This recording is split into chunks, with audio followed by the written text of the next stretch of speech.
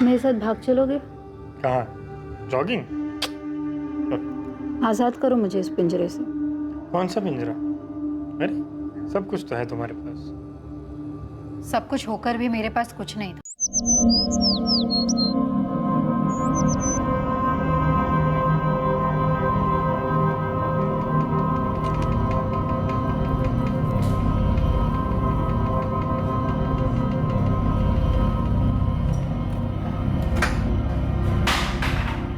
क्या हुआ राकेश? राकेश!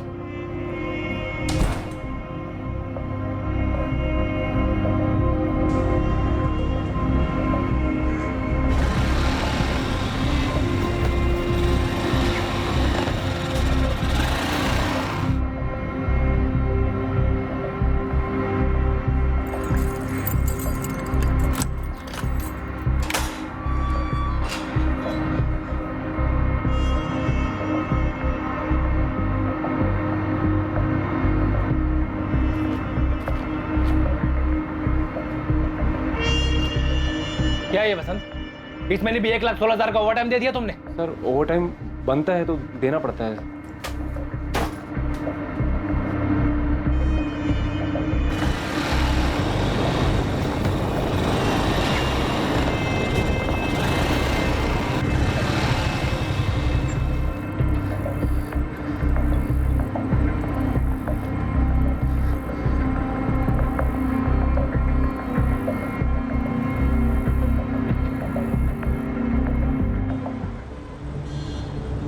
बाइक का नंबर क्या है? MH XX 342A। वैशाली, तुम्हारे पति राकेश सिन्हा करते क्या? इंजीनियरिंग वर्कशॉप है, उनकी अपनी फैक्ट्री यूनिट है। क्या बात कर रहे हैं आप? जितना पुराना रिश्ता है ना हमारा, उतना ही पुराना रेट है। हाँ केडिया साहब, आप चिंता मत कीजिए, आप चिंता मत कीजिए। आज शाम तक आपका ऑर्डर आपके गोडाउन में पहुंच जाएगा। Thank you. काला नंबर 12/330, चित्रे इंडस्ट्रियल एस्टेट, वसई। जी। बिजनेस में किसी के साथ कोई दुश्मनी या फिर कोई धमकी वगैरह? नहीं मैम, मुझे तो कभी कुछ बताया नहीं। कोई लोन या फिर कोई बड़ा घाटा? बिल्कुल नहीं मैम, उल्टा काफी अच्छा चल रहा है उनका। अभी हमारी 5वीं एनिवर्सरी के लिए आपने ज्वेलरी बनाई, साड़ियाँ भी खरीदी थी। तुम ये बताओ, ये सोने का हार तुम्हें पसंद तो आया ना? क्या राकेश रोज इतने सुबह ही अपने वर्कशॉप चले जाते हैं? नहीं, ज्यादातर सुबह 9 बजे निकलते हैं और शाम को 5 बजे तक लौट आते हैं। लेकिन कल रात एक फोन आया था। नहीं, तुम कल सुबह 7 बजे ऑफिस में मिलो मुझे। कोई अगर मगर नहीं सुनूंगा। आ जाना चुपचाप। किससे बात हो रही थी? ये मुझे नहीं पता, लेकिन राकेश बहुत टेंशन में लग रहे थे। क्या हुआ? सब ठीक तो है ना? सुबह 7 बजे ऑफिस के लिए निकलूंगा मैं, नाश्ता करके जाऊंगा। क्या हुआ राकेश? राकेश!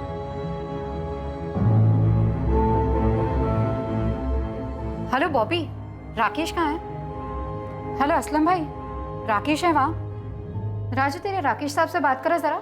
शैलेश, राकेश का फोन ऑफ है क्या? सब कह रहे थे कि उस दिन राकेश वर्कशॉप आए ही नहीं।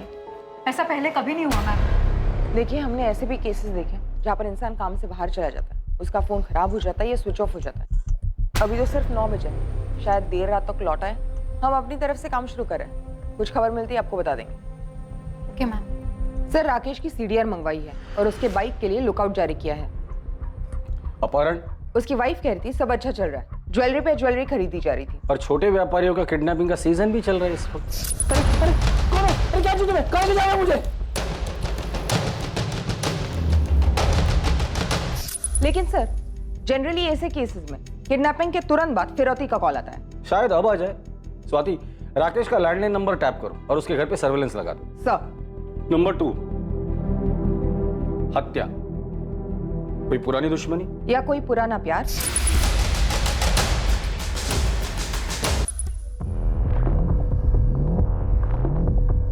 फरार। जर जोरू जमीन का कोई मसला होगा, शायद ये किसी से भाग रहा हो या इसी ने किसी को मार डाला हो और फिर फरार हो गया हो। देखो, किसी भी सूरत में मुझे कॉल मत करना। हाँ हाँ, अब तुम निकलो वरना गाड़ी छूट जाएगी। हो सकता है वाइफ भी राकेश के भागने में शामिल हो और हमारे सामने एक्टिंग कर रही हो। इस वैशाली की भी हिस्ट्री निकालो। आत्महत्या, लेकिन सर कोई हिंट नहीं छोड़ा है, ना कोई मैसेज और ना ही कोई लेटर। शायद जोश में आकर एकदम से कर बैठा हो।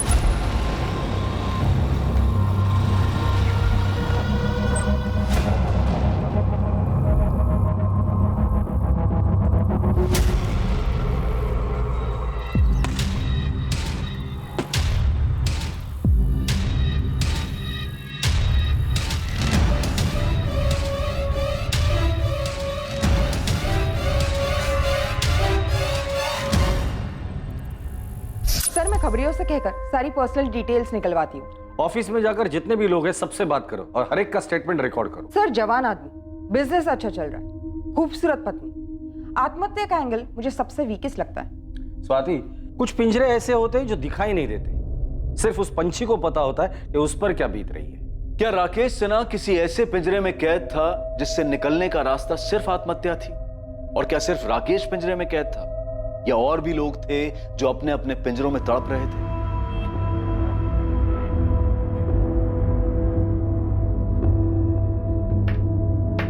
दादू, EMI मैं भर दूंगा जॉब करके, आप सिर्फ डाउन पेमेंट कर दीजिए। अरे मेरी स्कूटर फ्री में दे रहा हूँ ना, लेके जा जा। अरे दादू 30 साल पुरानी स्कूटर है, वो भी आपने सेकंड हैंड खरीदी थी। इससे तो मैं कॉलेज में क्या इस टूटे फूटे घर के कमरे से दूसरे कमरे में ना लेके जाऊँ। सब बैठे बैठे मिल रहा है ना, इसलिए कदर नहीं है तुझे। ओमकार, तुझे मालूम है ना ये घर तुझे मिलने वाला है, फिर भी उसे टूटा फूटा कह रहा है। इससे तो मैं घर ही ना बोलूं, पिंजरा है पिंजरा।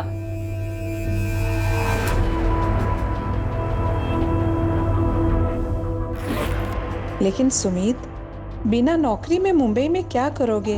सांस लेंगे अम्मा, यहाँ पटना में दम घुटता है हमारा। चलते हम।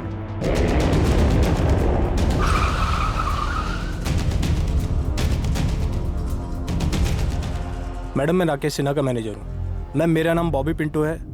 ये राजू माने, शैलेश कोटियान और असलम दलवाई, ये हमारे परमानेंट वर्कर्स हैं। बाकी कुछ कारीगर हैं जो डेली वेजेस पे काम करते हैं, और ड्राइवर वगैरह तो कॉन्ट्रैक्ट पे हैं। आपका परमानेंट स्टाफ इतना ही है? नहीं मैम, हमारे अकाउंटेंट है वसंत प्रधान जी, जो आज आए नहीं है। क्यों? उनका मैसेज आया था, उनकी तबीयत खराब है। और कल आप में से किसी ने भी आपके बॉस राकेश सिन्हा को नहीं देखा? नहीं मैम। ठीक है, अब सभी लोग अपना नाम, घर का पता और नंबर इस हवलदार साहब के पास लिखवाएंगे। बॉबी, क्या कोई माजरा था? राकेश घर से टेंशन में निकला था। मैम, घर का कुछ हो तो पता नहीं, बाकी बॉस को ऑफिस में कुछ कॉस्ट कंट्रोल को लेके परेशानी थी। 2-3 महीने से कुछ ओवर टाइम का इशू था। बाकी ये सब तो हर कारखाने में होता है। मैडम, राजू मानू कुछ कह रहा है। हाँ बोलो। कल जब मैं काम पे आ रहा था ना, तो हमारे अकाउंटेंट साहब दिखे थे मुझे। उनकी तबीयत तो बिल्कुल ठीक थी, लेकिन बहुत ज्यादा गुस्से में और परेशान लग रहे थे। और प्रधान साहब, क्या हालचाल? ये ऑफिस जाने के बजाय यहाँ का बैठे हो आप? अरे बाहर में क्या ऑफिस? क्या हुआ? नौकरी छोड़ दी मैंने, अभी जो होगा वो देखा जाएगा। देखो भाई प्रधान साहब, ये एकदम अचानक से क्या हुआ? क्या बात है, क्या हुआ? एक बात सुन ले, दूसरों का खून चूसे बगैर कोई अमीर नहीं बन सकता, कोई नहीं बन सकता। ये बात तूने मुझे पहले क्यों नहीं बताई? सर, मुझे लगा कि ऐसे टेंशन में बोला होगा, और वैसे भी उन्हें बीपी की तकलीफ है। बॉबी, ये वसंत प्रधान रहते का है? कुछ पता चला मेरे पति का? अभी तक तो नहीं, लेकिन हम लोग यही पता करने में लगे हुए हैं। हम आपके लैंडलाइन की टैपिंग के लिए आए हैं। अगर किडनैपिंग हुई है तो फिरौती के लिए कॉल कभी भी आ सकता है। अंदर आ जाए हम लोग। जी जी आइए।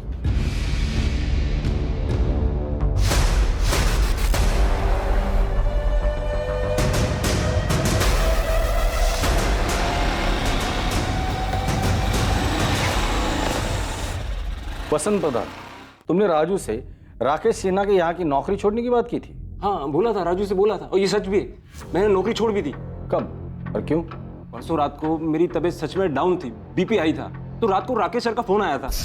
राकेश सर, मैं कल छुट्टी लेना चाहता हूँ, मेरी तबीयत ठीक नहीं है। नहीं, तुम कल सुबह 7 बजे ऑफिस में मिलो मुझे, आ जाना चुपचाप। सर मैं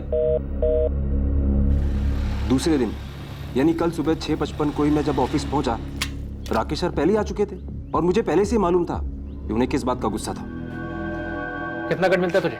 क्या कह रहे हैं सर आप? बरो मत, तुमने मुझसे इंक्रीमेंट मांगा था, मैंने कहा था दिवाली तक रुक जाओ बस, लेकिन नहीं, ऐसे पैसे कमाओगे तुम? कोई वर्कर आधा घंटा एक्स्ट्रा काम करता है तो उसकी आधी शिफ्ट का ओवर टाइम लगा दोगे? कितना कट मिलता है तुम्हें ओवर टाइम का आधा? अरे सर, अगर मैं चोरी चपाटी घपलेबाजी करता ना, तो आज आपके जैसा ऐसा फैक्ट्री का मालिक बन गया होता। मतलब क्या तेरा? मैं फ्रॉड करता हूँ? अरे खून चूसते हो तुम गरीबों का। अकाउंट संभालता है ना तुम? खुद ही अपना हिसाब क्लियर कर, कल से आने की जरूरत नहीं है। आउट। हाँ ठीक है, जा रहा हूँ। वैसे भी मैं नहीं आने वाला था राकेश से ना। आउट। अरे जा रहा हूँ। क्या किया राकेश के साथ? मैं राकेश के साथ क्या करूंगा? और उसके साथ कुछ हुआ नहीं है। साले ने मार्केट से बिजनेस के नाम पे पैसा उठाया होगा, खर्च दिया होगा कहीं, या कहीं लगा दिया होगा और अब फरार हो गया।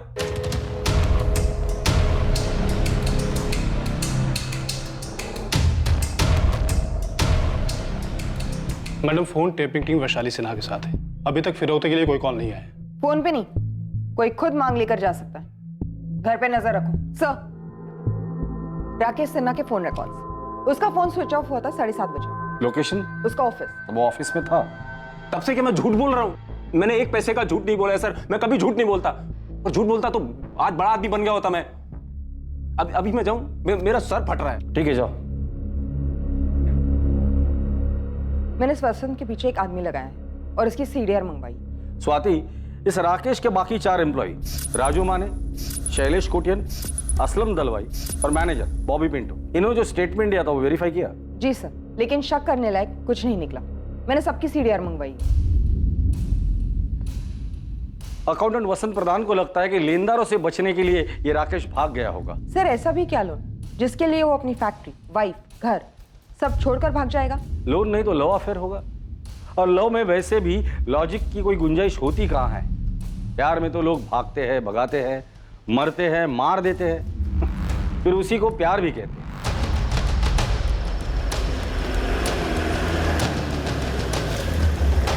सर, वो अपना रूम।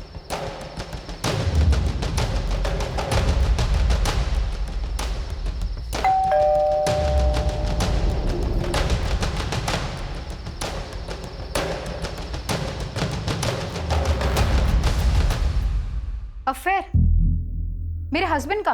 तुम्हें कभी शक हुआ था? वो वैसे है ही नहीं, बस अपना काम और घर। इनफैक्ट हमारे रिश्ते में भी सब कुछ ठीक था। शादी को कितने साल हो गए? जी, ये 6ठा साल है। आप मुंबई से ही हो? नहीं, हम असल में पटना से हैं। मुंबई कब आए थे? बस 1 ही साल हुआ है। पटना में क्या बिजनेस था?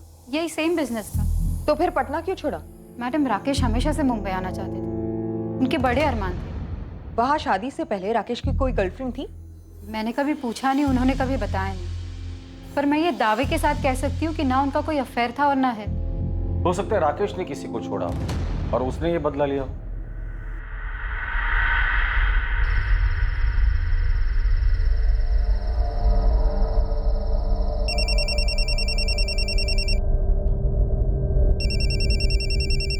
उठाए मैडम और उसे बातों में लगा के रखिए। हेलो, सुमित बोल रहा हूँ। कौन सुमित? कौन हो आप और मेरे पति कहाँ हैं? हेलो हेलो,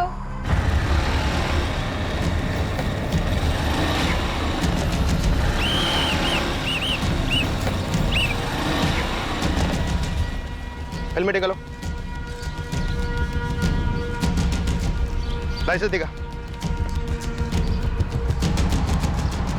बाइक किसकी है? मेरे दादू की। अच्छा, दादा के नाम पे मुझे मामा बना रहा है। चल नीचे उतर, चल चाबी निकाल।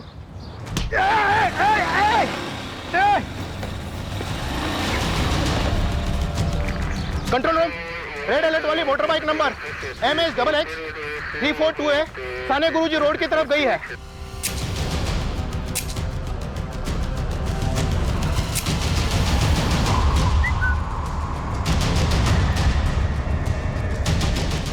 साहब, हमारा ओमकार चोर नहीं है, वो सब कुछ सच सच बता देगा। ओमकार बोल। नहीं दादू, मैं एक तरफ से चोर ही हूँ। अरे क्या बोल रहा है तू? सर, वो बाइक काफ़ी देर से वही के वही खड़ी थी, खाड़ी के पास, और उसमें चाबी भी लगी थी। मुझे तो उसे पहली बार देखकर लव हो गया था, और उसके आसपास कोई था भी नहीं।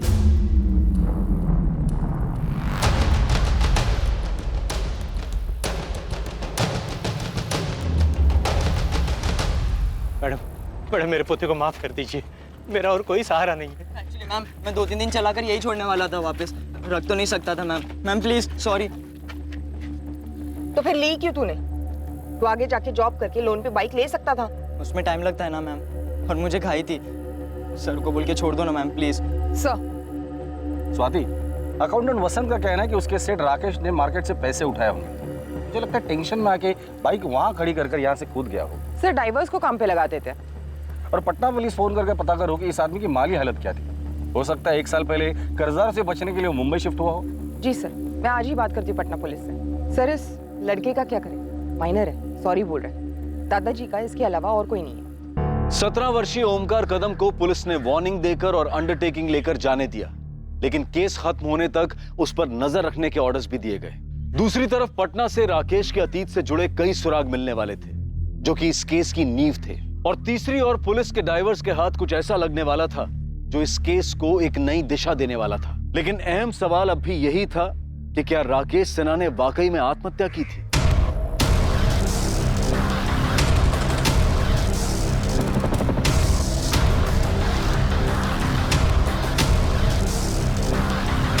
सर हेलमेट मिला है और बैग मिला, उस बैग के अंदर मोबाइल। सर लास्ट बैग गई होगी, हो सकता है किसी किनारे पर मिल जाए। मुंबई पालघर और कोकण कोस्टल पुलिस को इन्फॉर्म करो और वैशाली सिन्हा को बुलाकर इन चीजों की शिनाख्त करवा लो।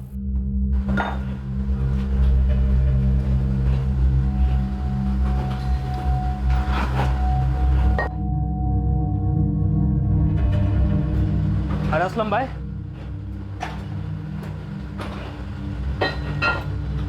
क्या हुआ असलम भाई? खाक हो गए? कुछ नहीं, कुछ नहीं। देखो बॉबी, राकेश की पत्नी मिसेस सिन्हा भी मेरे चेक पे साइन कर सकती है। ये है मेरा पूरा हिसाब और मुझे आज ही चेक चाहिए। सवाल ही नहीं उठता वसंत जी, इतनी खुदगर्जी भी ठीक नहीं। अरे राकेश साहब गायब हैं, इतनी टेंशन है और आप। अरे टेंशन को लिखो लेजर में और किधर समंदर में जाके फेंक दो, क्योंकि राकेश तो अब लौट नहीं से रहा। क्या आप फालतू बातें कर रहे हो वसंत जी? अरे अच्छा नहीं बोल सकते तो कम से कम मनहूस बात तो मत करो।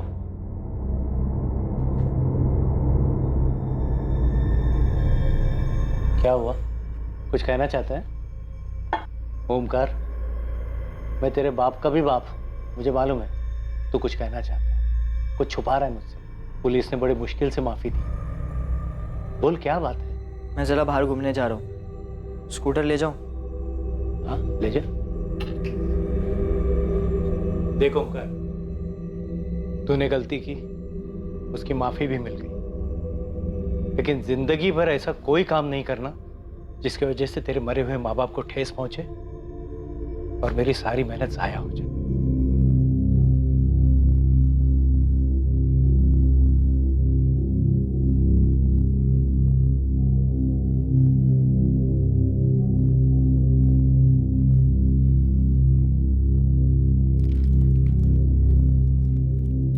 राकेश ने सुसाइड किया? कंफर्म नहीं है, पर इस वक्त इसी चीज की संभावना काफी है। पर क्यों? और उनकी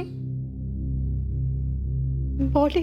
देखिए, बॉडी आज कल परसों शायद हफ्ते भर में मिल भी जाएगी, लेकिन हमारे लिए ये जानना जरूरी है कि राकेश ने आत्महत्या क्यों की, ऐसी कौन सी मजबूरी थी, और आपको उसके लिए हमें कोऑपरेट करना पड़ेगा। क्या उन्होंने मार्केट से बहुत बड़ी रकम उठाई थी?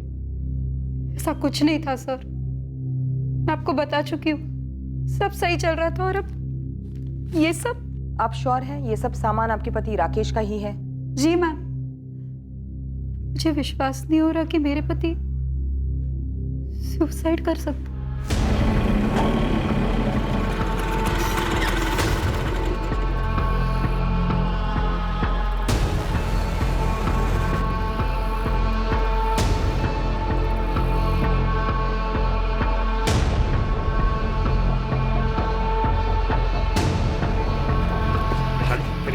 मेरी बात सुनो। छोड़ो। मेरी बात सुनो वैशाली। छोड़ मुझे। तुम मेरी बात सुनो पहले। मेरी बात सुनो वैशाली। छोड़। वैशाली।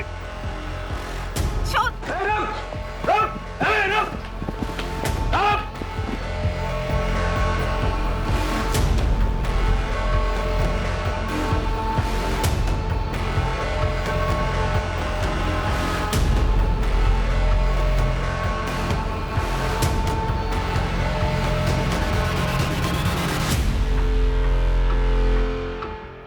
मैनेजर बॉबी, वर्कर्स राजू, शैलेश और असलम और अकाउंटेंट वसंत, सबके सीडीआर आ गए, स्कैन किए गए, लेकिन शक करने लायक कुछ नहीं निकला। पटना पुलिस का क्या कहना है? सर, उन्होंने राकेश के पटना वाले बैंक से बात की है। बैंक स्टेटमेंट से पता चला है कि मुंबई आने से पहले राकेश का बैंक बैलेंस और इन्वेस्टमेंट काफी अच्छे थे, प्रॉपर्टी है, भारी इंश्योरेंस पॉलिसी है, और तो और जितने क्लाइंट्स उसके पटना में थे, जितनी कमाई थी, उसके आधे भी मुंबई में नहीं थे। कोई पर्सनल इशू तो होगा ही होगा। वहां के खबरियों का क्या रिपोर्ट है? अपने माँ बाप का इकलौता बेटा था राकेश। माँ बाप काफी पहले गुजर गए थे और रिलेटिव्स ऐसे कोई था नहीं।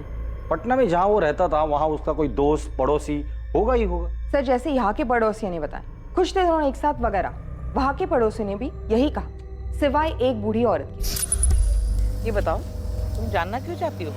ऐसे ही मौसी, मुझे सब पता है, अखबार मैं भी पढ़ती हूँ। वो राकेश सिन्हा गायब हो गया ना? जब वो दोनों आपके किराएदार थे, राकेश और उसकी पत्नी वैशाली। हाँ, राकेश और वैशाली, उन दोनों के बीच कुछ माजरा था क्या? मतलब अचानक से बसा बसाया घर और बिजनेस छोड़ के मुंबई क्यों चले गए? मुंह छुपाने। मुझे एक अरसे से शक था कि दाल में कुछ काला है।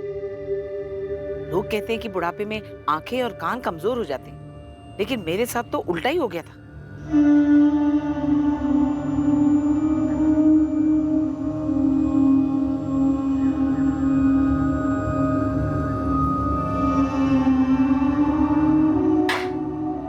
नमस्ते काकी। जीते रहो बेटा। किराया देने आया था। आओ अंदर आओ। लीजिए काकी, गिन लीजिए। काकी आपसे एक बात करनी थी मुझे। हमें भी तुमसे एक बात करनी है, लेकिन पहले तुम बोलो। खुद का मकान बनाना चाहता हूँ, सोचा एक बार आपसे पूछ लेता हूँ, क्या आप अपना मकान हमें बेचेंगी? बेटा तुम मेरा मकान खरीदना चाहते हो, लेकिन तुम्हारा घर बिक चुका है। क्या? तुम्हारे घर में आग लगी हुई है, पहले जाके उसे बुझाओ। मैं जानती हूँ कि तुम्हें सब कुछ पता है, लेकिन तुम चुप हो। मैं भी सब कुछ जानती हूँ, लेकिन तुम्हारी भलाई के लिए मैं भी चुप हूँ। लेकिन जानते हो, जब ये सारी बात मोहल्ले में लोगों को पता चलेगी तो क्या होगा? उस लड़के का तो कुछ नहीं जाएगा, वो तो भाग जाएगा, लेकिन मुंह तुम्हारा काला होगा।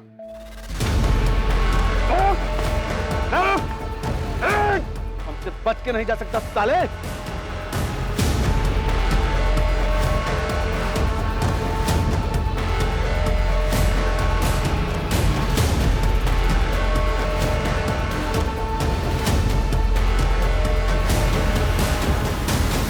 सर मैंने नहीं मारा राकेश भाई को। कैसे मारा और लाश कहाँ ठिकाने लगा दी? अरे सर मैं कह रहा हूँ मैंने नहीं मारा राकेश भाई को। ये तुम्हारे अकेले का काम तो हो नहीं सकता सुमित। किसने साथ दिया था तुम्हारा? फैक्ट्री से कोई था या पेशेवर हत्यारा था? सर मेरा यकीन कीजिए, मैं आपको कह रहा हूँ मैंने नहीं मारा राकेश भाई। कैसे मारा और क्यों मारा वो बता।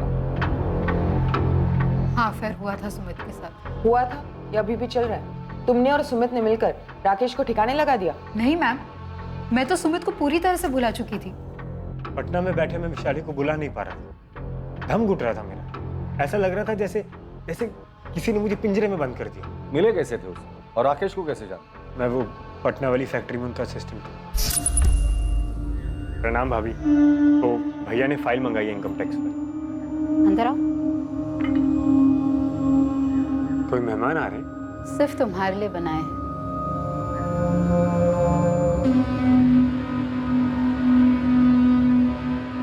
हमारे बीच में पहले दिन से एक आकर्षण था। मेरे साथ भाग चलोगे? कहाँ? जॉगिंग? आजाद करो मुझे इस पिंजरे से। कौन सा पिंजरा? अरे सब कुछ तो है तुम्हारे पास। सब कुछ होकर भी मेरे पास कुछ नहीं था, पर मुझे पता था कि सुमित ये बात कभी नहीं समझेगा। वो अफेयर बस जरूरत से निकली, मेरी ये गलती थी। ऐसे क्या जरूरत आ पड़ी कि तुमने अफेयर किया? क्या था ये पिंजरा?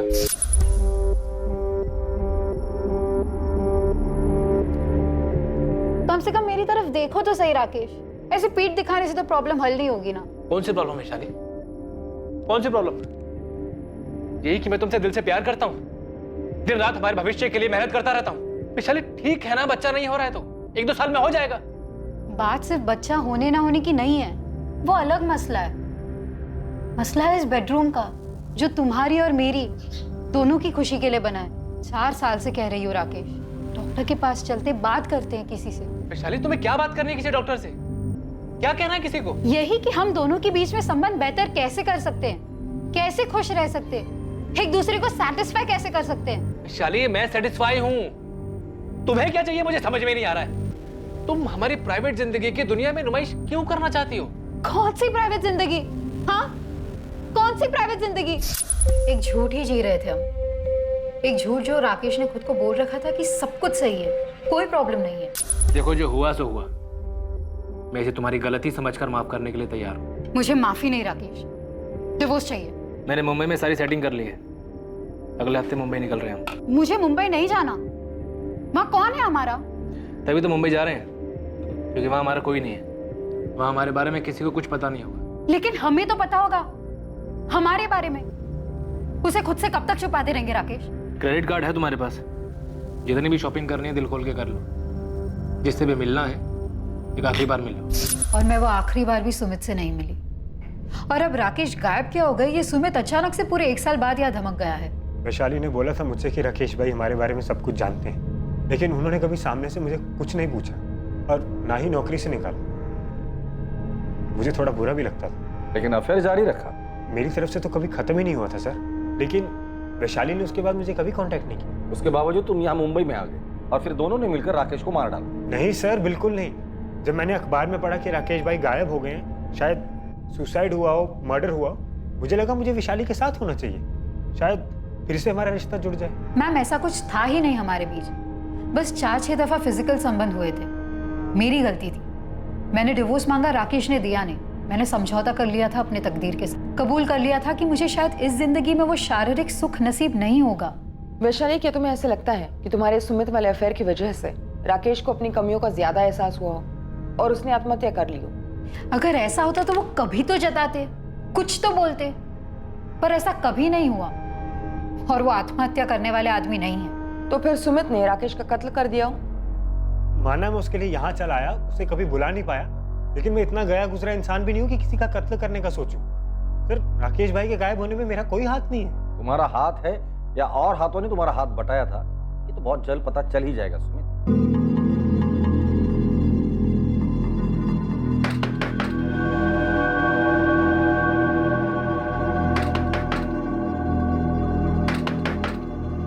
ओमकार,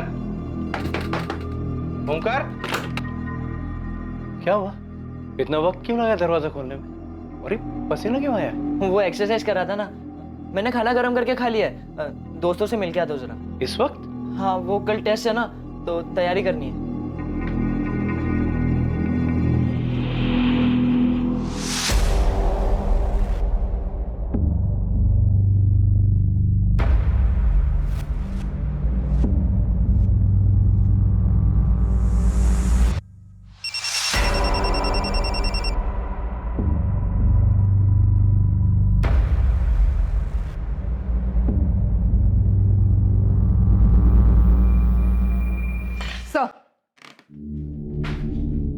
मैंने पटना पुलिस से कंफर्म किया, सुमित 4 अक्टूबर को पटना में ही था। एक्चुअली स्वाति, मुझे तुम्हारे लॉजिक में दम लगता है। भले इस राकेश ने सुमित और वैशाली के अफेयर को माफ करने की बात की हो, लेकिन ये राकेश अंदर ही अंदर घुट रहा होगा, अपने सेक्सुअल प्रॉब्लम को लेकर डिप्रेस हुआ हो और कूद गया हो। सर, दरअसल मैं अपनी थियरी को डाउट कर रही हूँ। मैं सोच रही थी कि शायद ये वैशाली झूठ बोल रही हो, वैशाली और सुमित ने मिलकर ही राकेश को मार डाला हो, इसलिए मैंने दोनों की सीडीआर मंगवाई है। शायद ये सुमित ने पटना से कत्ल करवाया होगा। सर वो लड़का आया है, बाइक चोर ओमकार कदम। किसका नैपकिन है ये? मेरा है सर। इस पर खून किसका है और ये हमें क्यों दिखा रहे हो? वो मैंने आप लोग को बाइक के बारे में पूरी बात नहीं बताई थी, एक बात छुपाई थी।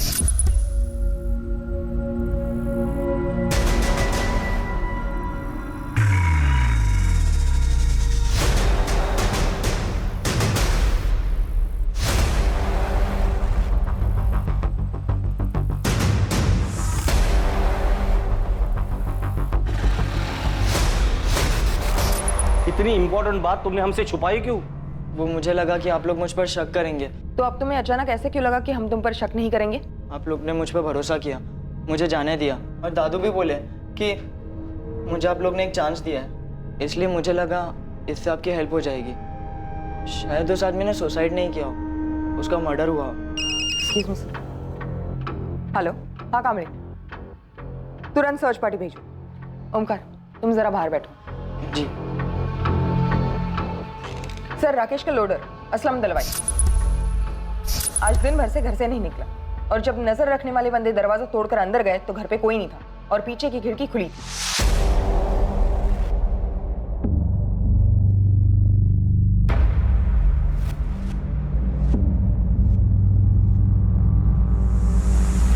स्वाति, इसे फॉरेंसिक लैब भेज दो और उस असलम को अपनी कस्टडी में ले लो।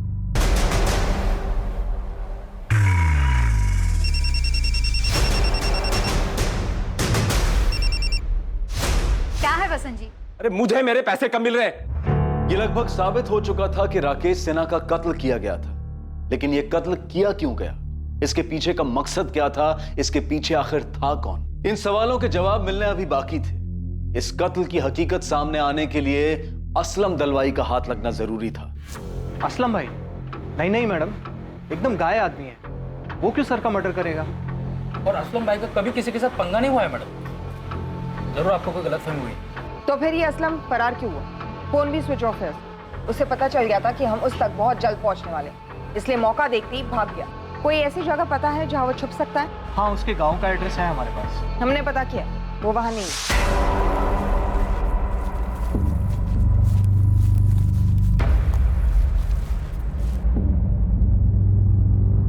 सर, सुमित और वैशाली के बीच पूरे 1 साल कोई कांटेक्ट नहीं रहा, सिवाय 3 दिन पहले जब सुमित ने वैशाली को कॉल करना शुरू किया, जो कि उसने कबूल किया।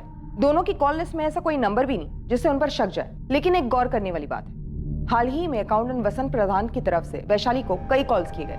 मेरी मेहनत की कमाई है सर, और मुझे इस वक्त उसकी सख्त जरूरत है। मैंने बॉबी को बोला था कि वैशाली ऑथराइज है मेरे चेक को साइन करने के लिए, लेकिन बॉबी ने बोला पहले राकेश को मिल जाने दो। अरे मेरे को मेरे पैसे की अभी जरूरत है, इसलिए मैं लगातार वैशाली को फोन कर रहा था।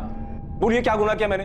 अकाउंटेंट वसंत प्रधान के खिलाफ कोई ठोस सबूत नहीं था, लेकिन यह भी सच था कि 4 अक्टूबर की सुबह सिर्फ एक वही था जिसने राकेश को ऑफिस में देखा था, जिसके बाद राकेश गायब हुआ। पर क्या सच में वसंत ही था जिसने आखिर में राकेश को फैक्ट्री में देखा था? आखिरकार पुलिस को एक ब्रेक थ्रू मिला, अब असलम भी पकड़ा गया था। उससे पुलिस को आगे की एक स्ट्रॉन्ग लीड मिली, केस क्लोज होने वाला था, मुजरिम तक पहुंच पक्की होती गई। इस जुर्म का अतीत से रिश्ता जरूर था, एक आदत से, एक फितरत से, जो बदलने का नाम नहीं ले रही थी। असलम, अब तू खुद बोलेगा या खातिरदारी करी थी? मैंने कुछ नहीं किया। मैंने तो छुप क्यों रहा था तू? मैं डर गया था, मुझे सच में नहीं पता कि उस सुबह कुछ ऐसा होने वाला था। असलम, अब तू खुद बोलेगा या खातिरदारी करी थी? मैंने कुछ नहीं किया। मैंने तो छुप क्यों रहा था तू? मैं डर गया था, मुझे सच में नहीं पता कि उस सुबह कुछ ऐसा होने वाला था। अभी हमारी 5वीं एनिवर्सरी के लिए आपने ज्वेलरी बनाई थी, साड़ियाँ भी खरीदी। तुम ये बताओ, ये सोने का हार तुम्हें पसंद तो आया ना? सच कहूँ तो नहीं राकेश, मुझे ये सोने का हार नहीं पहनना। मुझे बस इस सोने के पिंजरे से आजाद होना है। फिर से बोल रही हो राकेश, मुझे डिवोर्स चाहिए। पिछले साल जब तुमने सुमित के साथ अफेयर किया था, तब भी तुमने डिवोर्स की रट लगा रखी थी। इस बार फिर से अफेयर शुरू किया? नहीं राकेश, मैं तो उसके कांटेक्ट में भी नहीं हूँ। मैं सुमित की बात नहीं कर रहा हूँ वैशाली, इस बार मैंने खुद अपनी आंखों से देखा।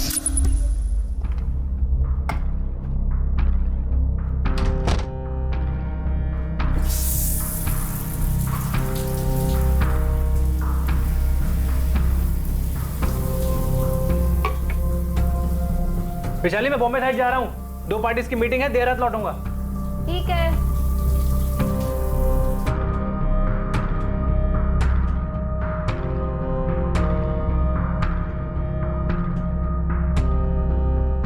बुरी आदत जाती नहीं है ना तुम्हारी? जिसे तुम बुरी आदत कह रहे हो ना राकेश, वो हर इंसान की जरूरत है, पर तुम्हारी समझ के परे। सब समझते, पर तुम ये नहीं समझते हो कि आदमी बस एक खुशी नहीं दे पा रहा तुम्हें, बदले में हर तरह की खुशियां देता है तुम्हें।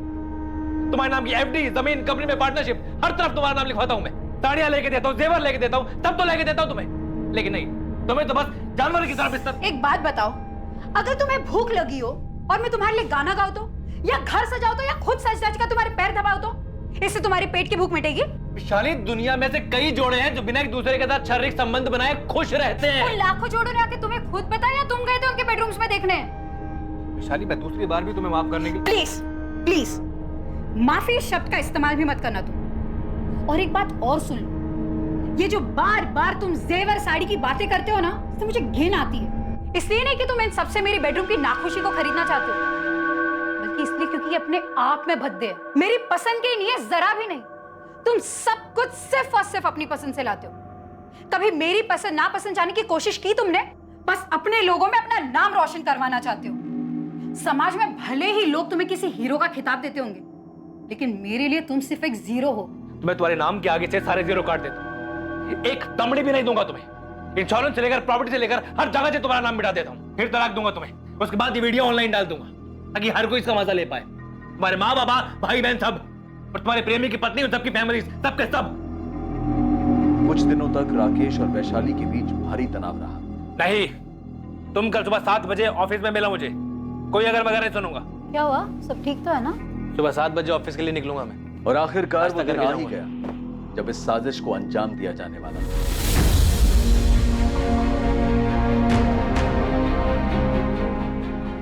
वो कल सुबह ऑफिस 7 बजे आने वाला है। इससे अच्छा दिन नहीं मिलेगा।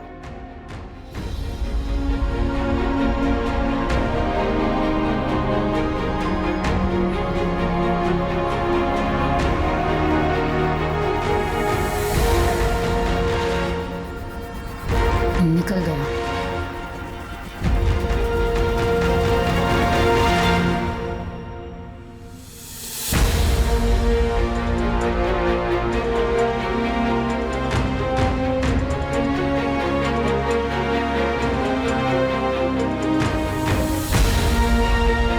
बोल। सर ऐसा मैंने पहले कभी कुछ नहीं किया। ऐसा कुछ मतलब मर्डर? नहीं सर, मतलब वो अफेयर सर। सर मेरा फर्स्ट टाइम था सर। राकेश उस दिन एक नई डील के लिए शहर के बाहर गए थे, तो मुझे उन्होंने घर से एक फाइल मंगवाने के लिए कहा था। क्लाइंट का डील क्लोजर था, अर्जेंट था।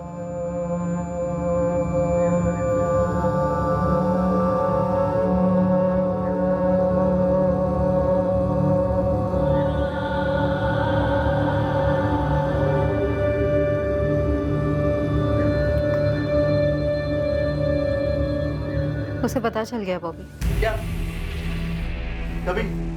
काफी दिन हो गए। फिर उसने अभी तक मुझे कुछ बोला क्यों नहीं? वो उसका स्टाइल नहीं है। जो बोलना है मुझे बोल गया है। क्या बोला? यही कि डिवोर्स देने को तैयार है। डिवोर्स? वैशाली मैं शादीशुदा हूँ, मतलब बच्चा ऑन द वे है।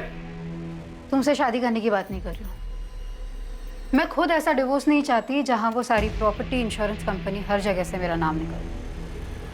और ना सिर्फ मुझे रास्ते पर लाए, पर तुम्हें भी रास्ते पर लाए। मुझे? उसने बेडरूम में कैमरा छुपाया था बॉबी। कह रहा है वायरल कर देगा। तुम्हारी शक्ल, मेरी शक्ल, सब कुछ काफी साफ नजर आ रहा है।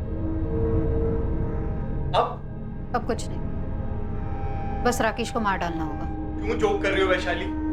सीरियसली बोलो ना, क्या करना है? मैं मेरी जिंदगी के बारे में कभी जोक नहीं करती बॉबी।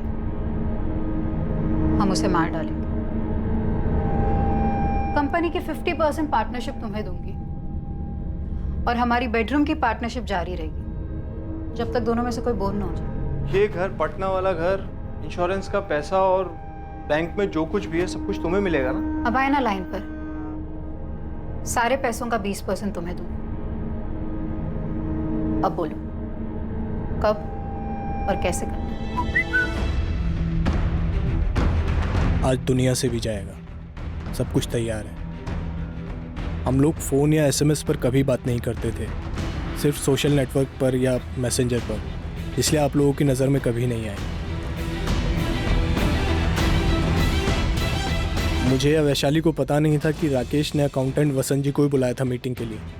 मेरा प्लान यही था कि उस मीटिंग से पहले ही राकेश को ख़त्म कर दूं, लेकिन वसंत जी जल्दी ही पहुंच गए।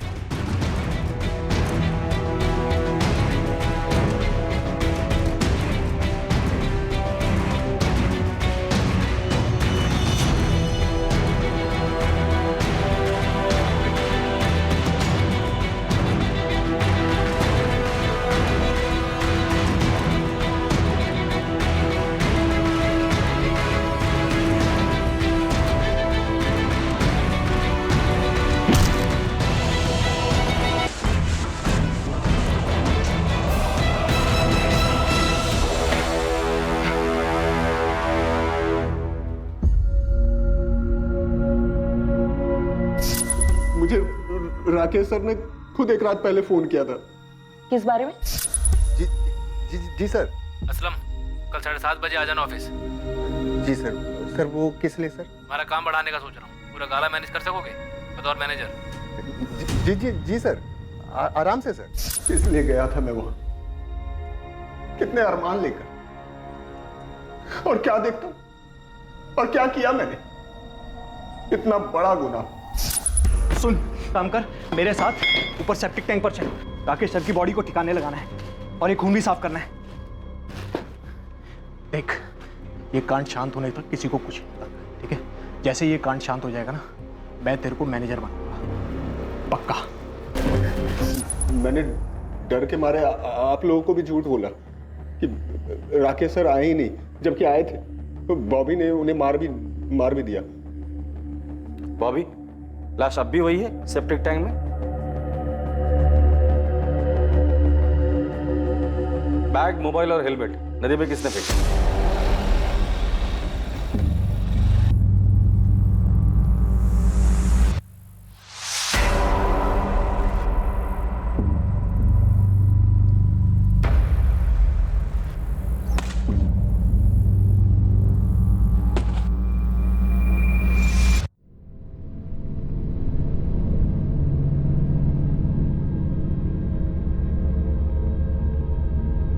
बॉबी पिंटो और वैशाली सिन्हा पर हत्या करने और असलम दलवाई पर हत्या में षड्यंत्र करने के आरोप लगे। उनके खिलाफ चार्जशीट फाइल हो चुकी। एक बंधन से मुक्त होने के लिए हत्या का सहारा लेने वाली वैशाली सिन्हा अब अपने जुर्म के पिंजरे में हमेशा के लिए कैद होकर रह गई। इस केस में सभी शामिल लोग, पीड़ित, आरोपी, संदिग्धों ने अपने आप को एक पिंजरे में जकड़ा हुआ पाया, पर यह पिंजरा हकीकत नहीं थी। सच तो यह था कि यह पिंजरा दरअसल इन्हीं सब का एक मानसिक दृष्टिकोण था, एक सोच थी जिसे वो बदल नहीं पाए, उसके शिकंजे से निकल नहीं पाए। आरोपी वैशाली की शारीरिक संतुष्टि की याचना बिल्कुल जायज शिकायत थी। हर इंसान को अपने तरीके से जीने का पूरा हक है, पर उसने अफेयर से राहत पाने की कोशिश की और फिर अपने पति की हत्या को अपने पिंजरे की चाबी बनाया। और वजह सिर्फ यही नहीं थी, वैशाली रिहाई के साथ सोने का पिंजरा भी चाहती थी, और वो पिंजरा था राकेश की संपत्ति। और इसी के कारण वैशाली के साथ किसी भी किस्म की नैतिक सहानुभूति रखने की कोई गुंजाइश नहीं बनती।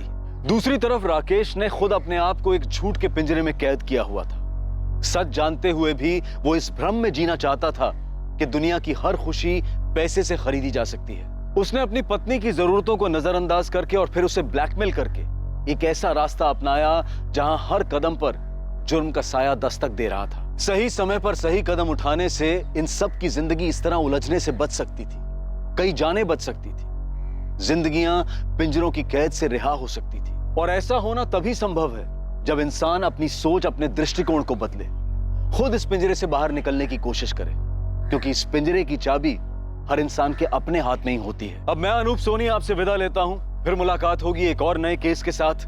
देखते रहें क्राइम पेट्रोल सतर्क, सोमवार से शुक्रवार रात 11 बजे। और याद रखें, क्राइम और आपके बीच में सिर्फ इतना फर्क है कि आप कितने सतर्क हैं। सतर्क रहें, सुरक्षित रहें। जय हिंद।